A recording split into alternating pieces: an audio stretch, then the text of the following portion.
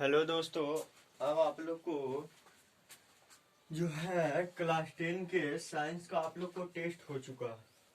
Test में नाम भी जान चुके हैं, पोजीशन भी जान चुके हैं, रिजल्ट भी दे चुके हैं। लेकिन आप लोग को सबसे गलत बात क्या है कि बॉयज लोग में बहुत कम लोग जो हैं वो टेस्ट दिए हैं, और गर्ल्स में भी बहुत सारे ऐसे हैं जुड़े हुए। सोच लीजिए आप लोग जुड़े हुए हो, गर्ल्स में लगभग आप लोग कम से कम 18 गो जुड़े हुए हो, बॉयज में कम से कम 30 गो के आसपास जुड़े हुए। टोटल 48 बच्चा हो जो व्हाट्सएप ग्रुप पे जुड़े हुए हो, जो कोचिंग के बच्चे हो। लेकिन मात्र टोटल मिलाकर के कोचिंग और बाहर का मिलाकर के टोटल जो बच्चे हैं वो आप लोग 17 गो टेस्ट दिए। इसका मतलब है कि वही हम बार बार कहते आए हैं कि 10% ही बच्चा पढ़ता है, वह 10% बच्चे आप लोग पढ़ रहे हो। और हमें ये जानकर खुशी हुई, हमें तो नहीं लगा कि आप लोग ने जो है चोरी किए होंगे। हमें तो लग रहा है कि आप लोग ईमानदारी पूर्वक ही टेस्ट दिए होंगे, क्योंकि जो मार्क्स आया है वो उन्हीं बच्चा को आया है जो पढ़ने में अच्छे थे। हमने यही देखा, जो पढ़ने में बच्चे अच्छे थे वही सबका रिजल्ट में भी लिस्ट में ऊपर हैं, और जो जैसे जैसे सीरियल ढंग से नीचे थे वही नीचे भी है। इसका मतलब है कि आप लोग जो भी मेहनत, जो भी टेस्ट दिए हो, सब अपना मन से दिए हो। और प्रयास यही होनी चाहिए कि आप लोग को अभी जो है, हम तो आप लोग को कड़ाई कैसे कर सकते हैं, टाइट कैसे कर सकते हैं, टेस्ट लेने में ईमानदारी होनी चाहिए। और यही ईमानदारी एक दिन आपको सफलता बनकर आएगा। और अगले टेस्ट के आप लोग तैयारी में रहिए। आप लोग को अगले टेस्ट की जो लिया जाएगा मैथमेटिक्स का, और वो 100 नंबर की होगी। लेकिन दूसरी बात ध्यान रखिएगा कि ये टेस्ट तभी होगा जब आपका 9.1 तक समाप्त हो जाएगी, तो हम टेस्ट ले लेंगे। तो चलिए आज हम शुरुआत करते हैं। आप लोग को केमिस्ट्री पढ़ाना है, तो केमिस्ट्री में लेकिन सबसे पहले आप लोग को जब जब केमिस्ट्री का वीडियो बनाएंगे, फिजिक्स का प्रत्येक वीडियो के पहले एक मैथ फिजिक्स का हम लोग देख लेंगे। क्योंकि बहुत सारे बच्चे को कथन है कि सर फिजिक्स का मैथ में न्यूमेरिकल नहीं बनता। इसके पीछे भी कारण है, आप लोग वह 6 स्थिति क्लियर नहीं है। जिनको 6 स्थिति सही ढंग से क्लियर है उनको कोई परेशानी नहीं है। मैथ में साइंस, फिजिक्स का मैथ में कहता है थ्योरी और चैप्टर का यदि हर बात कंप्लीट है तो यहाँ पे कोई परेशानी नहीं होने वाली है। तो देखिए क्वेश्चन कहता है, इसमें और हम एक चीज जोड़ देते हैं, लेंस की क्षमता भी ज्ञात करें। देखिए उस लेंस की फोकस दूरी ज्ञात करें। फोकस दूरी अर्थात कहने का मतलब ए बराबर भार। जिस लेंस के सामने 20 सेंटीमीटर की दूरी पर रखे एक वस्तु, मतलब वस्तु रखा हुआ है तो वस्तु दूरी u और u हमेशा निगेटिव,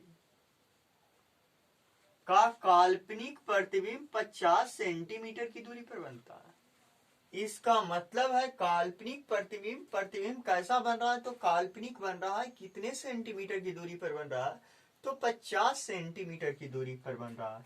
v बराबर 50 सेंटीमीटर। लेकिन याद कीजिए जो भी काल्पनिक प्रतिबिंब बना है, चाहे लेंस उत्तल हो या लेंस अवतल हो, जो भी काल्पनिक प्रतिबिंब बनता है वो प्रकाशीय केंद्र के बाईं ओर, तो यहां भी प्रकाशीय केंद्र के बाईं ओर है, तो v बराबर अर्थात निगेटिव होगा।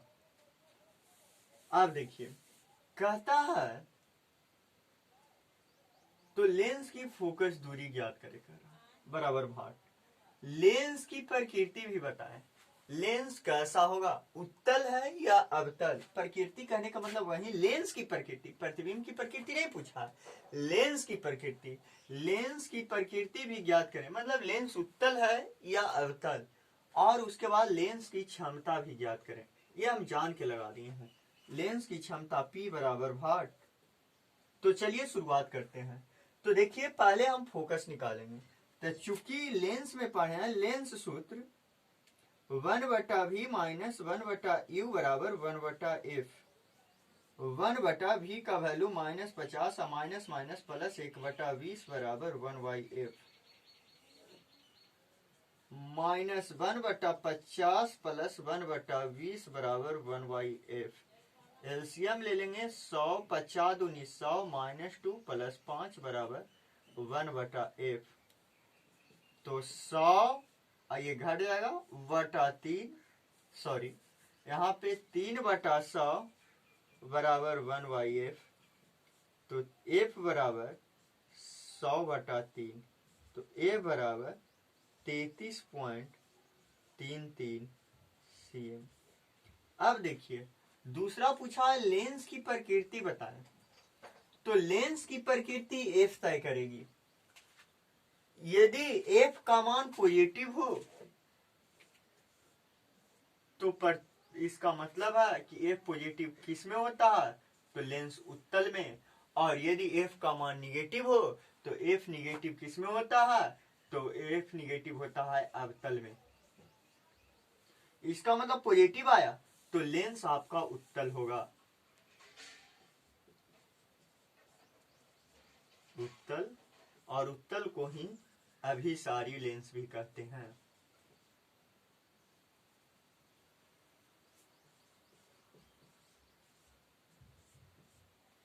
देखिए उसके बाद लेंस की क्षमता, तो P बराबर जो होता है बाबू 1/f। अब देखिए P, f का मान, f दूरी जो होती है उसकी मात्रक होती है। दूरी जो होता है वो मीटर में होनी चाहिए, और यहाँ पे आप लोग को सेंटीमीटर में निकल के आया है। तो P बराबर 1/100/3 सेंटीमीटर। तो सेंटीमीटर है, इसको मीटर में बदलने के लिए हम लोग क्या करें कि 100 से भाग देना पड़ेगा। अर्थात हम लोग थोड़ा सा रुक जाइए, f को p बराबर 1/f जो होता है, f हमेशा मीटर में चाहिए और यहाँ इस सेंटीमीटर में, तो इसको मीटर में बदल दीजिए। इस तो चूंकि f बराबर 100/3 ये सेंटीमीटर है, तो सेंटीमीटर को मीटर में बदलने के लिए 100 से भाग दे देते हैं, बराबर 1/3 मीटर। और इसीलिए P बराबर 1/f बराबर 1/1/3, नीचे से ऊपर चल जाएगा तो 3D। मतलब P का मान 3 डायोप्टर आया। यहाँ पे ध्यान रखेंगे हमेशा कि जब भी फिजिक्स का न्यूमेरिकल बनाएंगे, खास करके आपको निकाले कहेगा क्षमता, तो क्षमता में एक बात को हमेशा ध्यान रखेंगे कि जो f लेंगे वो हमेशा मीटर में। चलिए आप लोग स्क्रीनशॉट ले सकते हैं।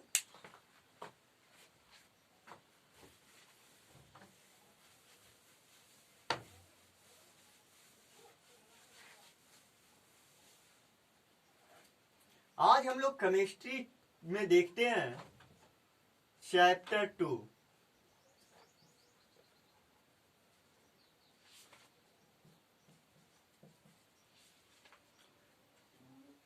तो चैप्टर 2 में जो पढ़ना है, अम्ल, भस्म और लवण। देखिए अम्ल का अंग्रेजी वर्ड एसिड, भस्म का बेस और लवण का साल्ट। अम्ल का एसिड, भस्म का भस्म का बेस और आप लोग लवण का साल्ट। अब देखिए हम लोग इसी को पढ़ना है, तो शुरुआत करना है सबसे पहले वास्तव में अम्ल, भस्म और लवण की जो परिभाषा सबसे पहले हम लोग स्वाद के अनुसार जानेंगे। तो देखिए सबसे पहले है अम्ल। वह पदार्थ जिसको खाएं तो स्वाद में जो खट्टा हो उसमें अम्ल होता है। जैसे नींबू खाते हैं, आम खाते हैं, इमली खाते हैं, और क्या खाते हैं जिसमें आपको टमाटर खाते हैं, संतरा खाते हैं, ये सभी में आपका अम्ल की मात्रा होती है। दही खाते हैं और सब में अलग अलग प्रकार के अम्ल पाया जाता है। तो अम्ल क्या है भाई? तो बोलेंगे वह पदार्थ जो स्वाद में खट्टा होता है अम्ल कहलाता है। ये सदियों से परिभाषा आया है, आज से नहीं, ऋषि मुनि ही देते आए हैं कि वे पदार्थ जो जिसका स्वाद में खट्टा होता है उसे हम लोग अम्ल कहते हैं। अब देखिए, अम्ल जो है बाबू, वो दो प्रकार का अम्ल है। अम्ल दो प्रकार के होते हैं। फर्स्ट जो प्रकार होता है वो प्रबल अम्ल, और सेकंड जो प्रकार होता है वो आपका होता है दुर्बल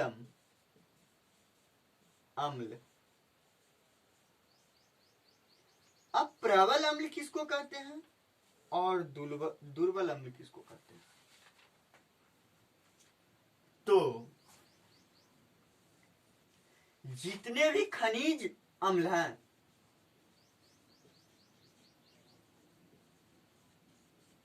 सब आप लोग का प्रबल अम्ल है।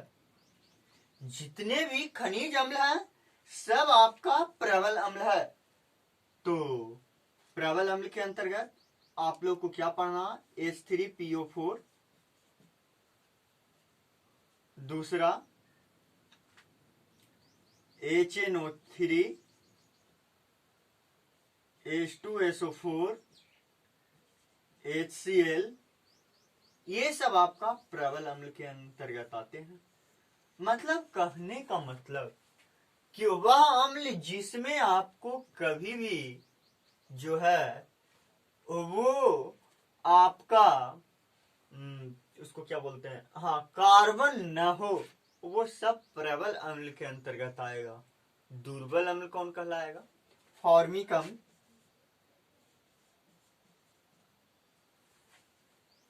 टार्टेरिक अम्ल, एसिटिक अम्ल, ऑक्जेलिक अम्ल, ये जितने भी अम्ल आएंगे वो सब दुर्बल अम्ल आता है। तो प्रबल अम्ल कौन कौन हो जाएंगे? यही आप लोग को मुख्य रूप से तीन मुख्य रूप को याद रखना है। HNO3, H2SO4 और HCl, ज्यादा हो तो H3PO4। तो आप लोग जान गए।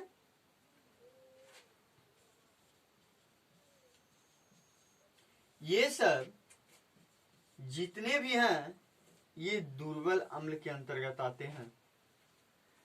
तो प्रबल अम्ल जो खनिज अम्ल होते हैं वो प्रबल अम्ल कहलाता है, और ये जितने भी अम्ल हैं वो दुर्बल अम्ल के अंतर्गत कहलाता है। आगे भी पढ़ाएंगे कि अम्ल प्रबल अम्ल क्यों कहेंगे और दुर्बल अम्ल क्यों कहेंगे जो, लेकिन अभी इतने से काम चलाइए। ये आपको पुराने युग के अनुसार चल रहा है, ये नए युग के अनुसार नहीं, आधुनिक के कारण नहीं, या आपको ओल्ड के रूप में ही। भस्म,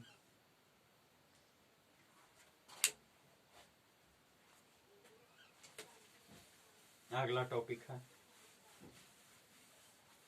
भस्म किसको कहें? एक सेकंड देख लेते हैं, वीडियो ज्यादा लंबा तो नहीं हुआ।